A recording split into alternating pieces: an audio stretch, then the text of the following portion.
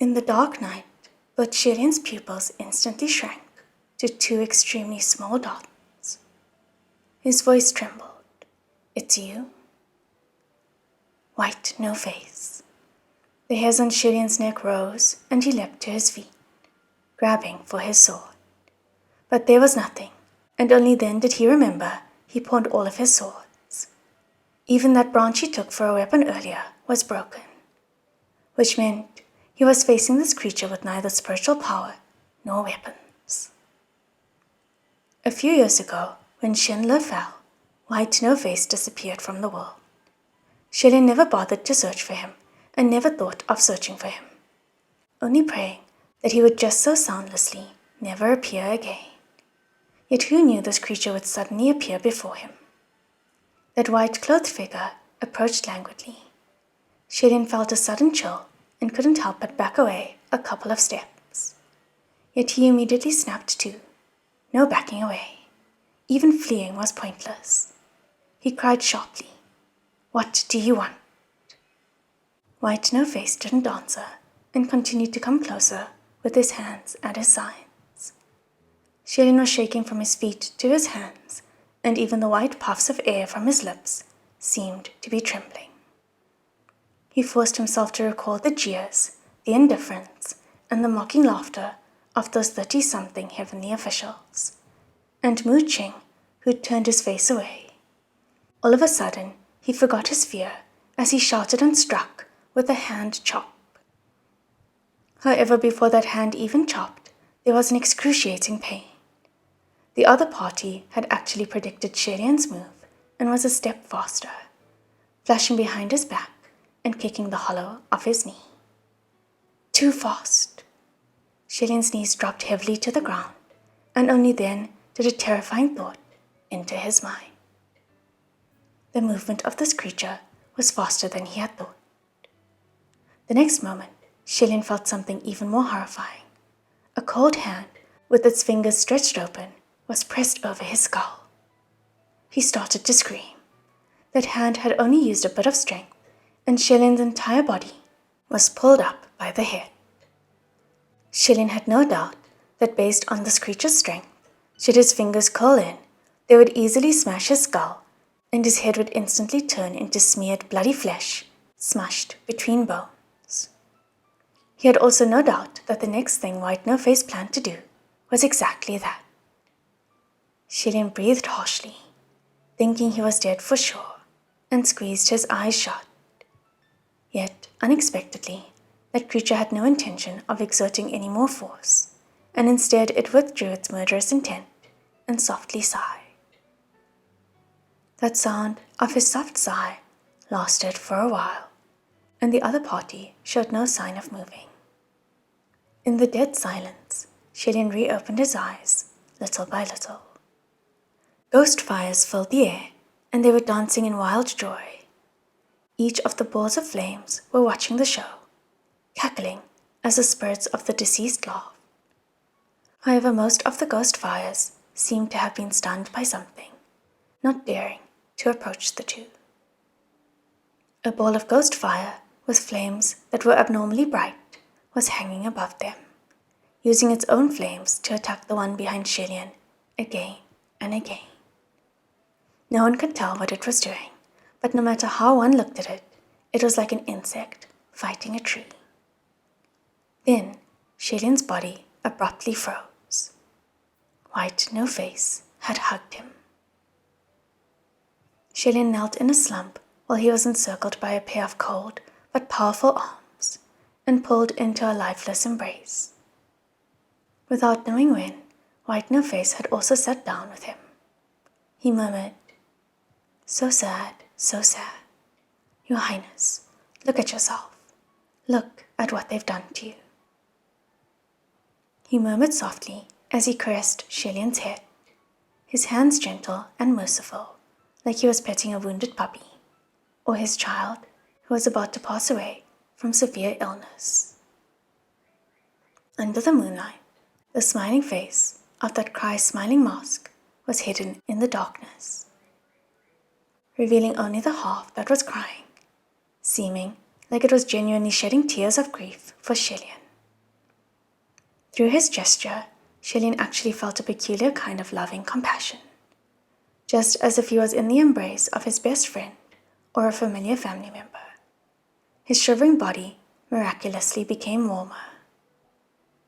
He had never thought that in such a state, the one who would give him compassion and warmth would be this strange creature. From deep in Shilin's throat, there came waves of suppressed sobs, shaking harder and harder.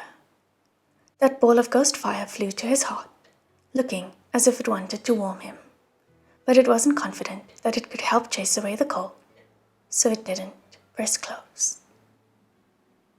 White No Face helped clean the mud off his person and beckoned. "Come to my side." I. Shilin's voice trembled. Before he finished his words, his hand suddenly flashed out and went straight for White No Face's mask. His attack was successful, and that mask was smacked high into the air. Shilin himself had leapt and flipped 2 meters away, the terror from earlier completely gone. He said darkly, in rage, "Who's going to your side? You monster." That tragically pale, cry-smiling mask fell to the ground, and all the ghost fires in the air seemed to be stupefied. They suddenly lost order, dancing madly without stopping, shrieking without a sound. White No Face, on the other hand, covered his face and started chuckling softly. That laugh was making all of Shilin's hair stand. "What are you laughing about?" White No Face humphed softly. "You will come to my side one day." His tone was confident. Shilin didn't understand what he meant and said in disbelief, "What side is your side? You destroyed Schindler, and you still want me to go over to your side? Are you crazy? I think you're sick in the head." He didn't know how to curse at others, and even in extreme rage, he only knew how to say those words. Otherwise, he would have used the world's most vicious, most vengeful words to curse that creature. White No Face laughed out loud, and with his hand covering his face, he held his head tall. "You will come. In this world, no one but me will truly understand you, and no one but me will forever stay by your side." Shilin felt chills and still tried to argue. "Get out of here. Enough with your arrogant nonsense. How could there be no one just because you said so?" A ball of ghost fire flew to his side and moved up and down like it was nodding in agreement. However, wicked wisps like it were all around, so Shilin didn't notice this particular one. Before him, White No Face said warmly, "Oh, is there someone? Maybe there were people in the past, but do you think they'd still be here from now on?" Shilin demanded, "What do you mean? What are you hinting at?" White No Face didn't answer and only sneered and turned around, looking like he was about to drift away. He said softly, "I will wait for you here, Your Highness." As if Shilin would let him go just like that. "Wait, don't go. What did you do to them? Did you touch my parents and Feng Xing?" He chased after him, reaching his arms out to grab at the silhouette of that white-clothed man. Yet unexpectedly, the other party lightly swept his sleeve and grabbed a ball of ghost fire. He didn't particularly aim to attack Shilin, but Shilin sensed a horrifying force coming at him, and his entire person was thrown high into the air, slamming against a tree. There was a large crack, and that giant tree, with the width of 2 grown men, split and fell by this collision. If this was before, then Shilin wouldn't even frown if he should break 10 trees. However, his body was mortal right now, and with such a crash, it was like his bones fell apart and he fell heavily to the ground, losing consciousness. The final moment, as his eyes closed, Shilin seemed to have seen that white-clothed figure reach out a hand. He held within his palm a blazing ghost fire. He chuckled. "Spirit, tell me, what is your name? How interesting." When he came to, everything was gone. Shilian was covered with the astringents of blood from his chest to his mouth, and his head spun for a good while before he suddenly stumbled to crawl up. He muttered, "Father, Mother, Fengxin." He remembered everything that had happened before he passed out and didn't dare to waste a single second. He ran like mad for tens of miles, and finally, 20 or so days after he left with the satchel on his back, he returned to the king and the others' hiding place in the deep night. Shilian was panicking the entire way, extremely anxious, scared that White No Face had already done something to his friend and family. The moment he returned to that dilapidated cottage, he shoved the door open and blurted out, before even catching his breath, "Father, Mother, Fengxin." Thank goodness, the house didn't look as tragic as he had imagined, and nothing was out of place either, still looking exactly the same as when he had left. Shilian had run madly, with his body covered in injuries, his throat so dry it was going to smoke. He relaxed a little, and only then did he swallow before continuing deeper into the house. "Fengxin, where are you guys?" He pushed the door open, and his voice died in his throat. Fengxin was inside, and when he saw Shilian had come back, he exclaimed in amazement, "Your Highness, why are you back?" However, Shilian wasn't looking at him, but was staring intently at the one facing Fengxin. Before Fengxin stood a black-clad man. It was Muqing. Muqing turned his head back and saw Shilian. He pressed his lips, looking grim. Fengxin went around him and came over to greet Shilian. "Didn't you go to train? How was it? I thought you'd be gone for at least several months. Did you come back so soon because you've made excellent progress?" Shilian stared at Muqing. "Where's father and mother?" "Sleeping in the room. They've already gone to rest," Fengxin said. "Why are your clothes so dirty? What's with the cuts on your face? Who fought with you?" Shilian didn't answer. Only when he heard his parents were fine did he completely relax, and he turned to Muqing. "Why are you here?" Muqing didn't speak, and Fengxin replied for him. "He came to deliver something." "What?" Shilian questioned. Muqing raised his hand lightly, pointing to the side. What he was pointing at were several clean sacks, probably with rice or grain in them. Seeing Shilian so quiet, Muqing said softly, "I heard you need medicine. I'll think of a way to get some later." "All right," Fengxin said. "I'll say my thanks then. We do need all the stuff right now. Heavenly officials can't gift mortals things in private, so you be careful too." Then he shuffled to Shilian's side and whispered, "I'm pretty surprised too, that he'd actually come back to help. I'm the one who judged him wrong, in any case." However, Shilian suddenly spoke up, "Don't need it." Muqing's expression turned ashen for a moment, and he clenched his fists. Fengxin was puzzled. "What don't we need?" Shilian enunciated slowly, "I don't need your help. I also don't want any of your stuff. Please leave." When he heard the words "please leave," Muqing's face became even more ashen. Fengxin also noticed something was wrong and asked, "Just what is going on?" Muqing bowed his head. "I'm sorry."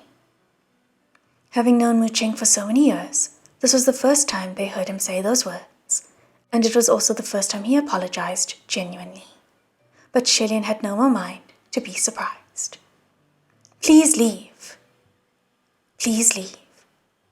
He was still unable to control his emotions, and he grabbed those sacks and started throwing them at Muqing. White rice spilled to the ground, and Muqing was thrown into a distraught state. He only raised an arm to block, but still held back. Fengxin held Shilian down and was alarmed. "Your Highness, what's going on? What did he do? Didn't you go to cultivate? Just what exactly happened?" Having been held down, Shilian said with red eyes, Why don't you ask him? I did go train, but ask him just why I've returned." It was too noisy outside. They were making too much noise, and the queen, who was sleeping in the back rooms, was shaken awake. She emerged after pulling on an outer robe.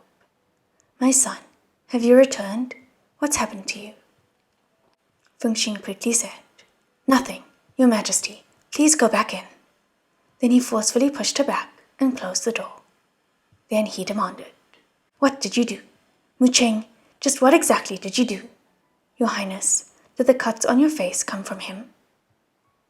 Shilian's breathing was growing harsher and more turbulent, and he couldn't force a word out. Muqing exclaimed, "It wasn't me. I didn't hit His Highness. I only asked him to leave. Other than that, I didn't say anything harsh, and I didn't move against him either.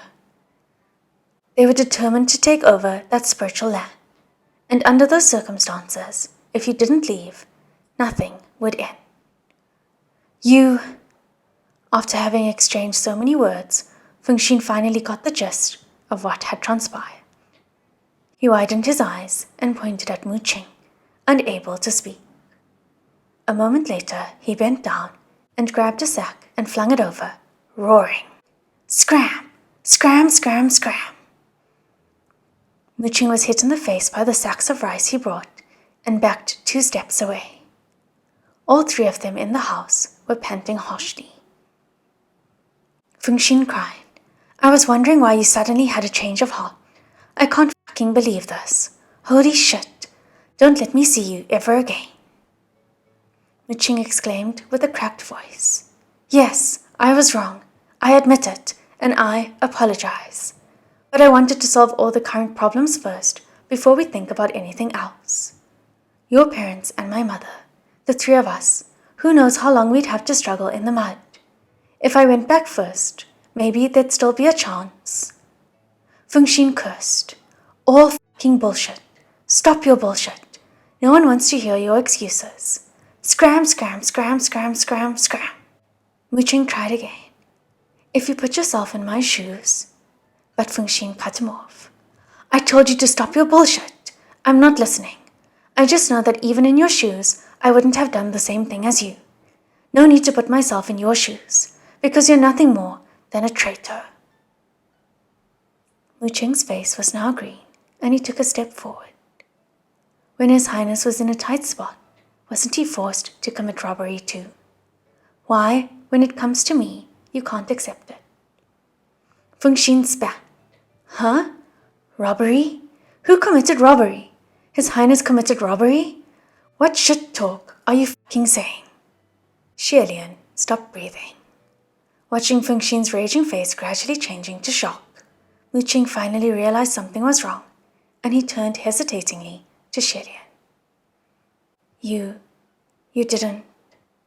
He had never expected that Shilian hadn't told Fengxian about that incident. Shilian screamed.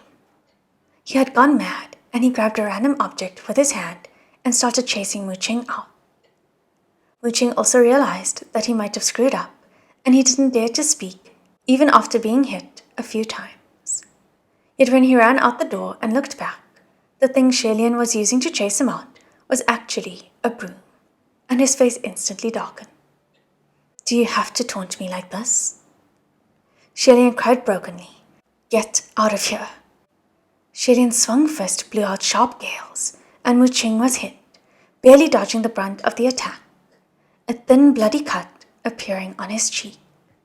He reached out and touched the cut, looked at the blood on his hand, his expression unreadable. "Fine, I'm leaving." Shilian was shaking all over, and he was bent over deeply at the waist. Muqing took a few steps forward and still placed the rice sacks on the ground in the end. "I'm really leaving." Shilian whipped his head up. When Muqing saw his eyes, he swallowed. Not hanging around any longer, he swept his sleeves and left. Only then did the thoroughly stunned Fengxian come running out. "Your Highness, he's fucking lying, right? What robbery?" Shilian covered his forehead. "Don't ask anymore. Please, Fengxian, I beg you to please don't ask anymore." No, of course I don't believe it, Fengxian said. I just want to know what really happened. Shilian screamed and covered his ears, escaping back into the cottage. He locked himself in his room. Fengxian was completely convinced that he would never do such a thing, but that was precisely why this had become the worst-case scenario. Shilian wanted to just run away, escape to somewhere where no one knew him. But when he remembered what White No Face had said, he didn't dare go too far either, and could only shut himself up inside the room. No matter how Fengxian and the Queen called for him, he'd refuse to emerge. It took 2 days before Shilian felt calmer, and when Fengxian came to knock again, he silently opened the door. Fengxian was holding a plate and stood there. Her Majesty made you this during the day today, and exhorted that I'd absolutely bring this to you. The things on that plate were something green and purple, a horrifying sight. Fengxian continued, If your Highness thinks your life will be in danger, I can finish this for you. I won't tell Her Majesty. Shilian could tell that Fengxian still really wanted to prod and ask what the robbery was about, but was also scared that Shilian might lock himself up again, and so he forced it down and pretended that the incident never happened and that there was nothing to question, pretending to be at ease. However, he wasn't good at joking, and the jokes he made were all dry, making things even more awkward. To be honest, the taste of his mother's cooking really was quite terrifying, and the more times she entered the kitchen, the more effort she put in, the more astray the path of her progress. Shilian had also never cooked, but the meals he made didn't taste too bad. It seemed it could only be explained by way of natural talent. Nevertheless, Shilian still took the plate and sat by the table to eat it honestly. Either way, he couldn't taste whatever he ate now. At least there was one consoling thing in all of this. While he was sure he was done for, and the king had overheard that night, based on how things were the past few days, it didn't look like the king and the queen knew about his robbery incident. Otherwise, with the king's temperament, he would have started yelling at him already. Fengxian would never tell them either, so Shilian could relax for now. As he was thinking this, Fengxian suddenly rose to his feet, and Shilian snapped out of it. What are you doing? Fengxian grabbed his bow and said, It's time for me to go basking. Shilian stood up too. I'll go with you. After a moment of hesitation, Fengxian said, Forget it. You just rest a bit more. Although Fengxian didn't ask any more questions, Shilian was still feeling uncomfortable all over, as if now that Fengxian had learned such a thing, there was something between them that could never go back. Every word and every look Fengxian gave him seemed to have taken on a different meaning, worthy of deeper interpretation. Shilian shook his head and sighed. Let me be honest with you. I don't have the mind to cultivate right now. Fengxian had also expected this, and he bowed his head, not knowing what to say. Shilian continued. So if that's the case, instead of rotting inside the house, I might as well go busk too, so I could at least earn some money. So at least I'm not. At least he wouldn't be an invalid. Yet for some reason, he couldn't bring himself to say the last 2 words. Perhaps it was because he really felt like he was already an invalid, so he didn't dare to reveal it so easily. Fengxian was still a little worried. I can do it on my own too. Your Highness, you've only had 1 meal in the past 2 days, so why don't you rest for a few more days? The more he insisted, the more Shilian was anxious to prove himself, and he turned to look in the mirror. It's fine. I'll just clean myself up and... He was going to tidy himself up at first, so he at least wouldn't look like a disheveled, crazy beggar. Yet unexpectedly, he saw an exceedingly horrifying image reflected in the mirror. The him in the mirror didn't have a face, because in his reflection, what was on his face was a half-crying, half-smiling moss.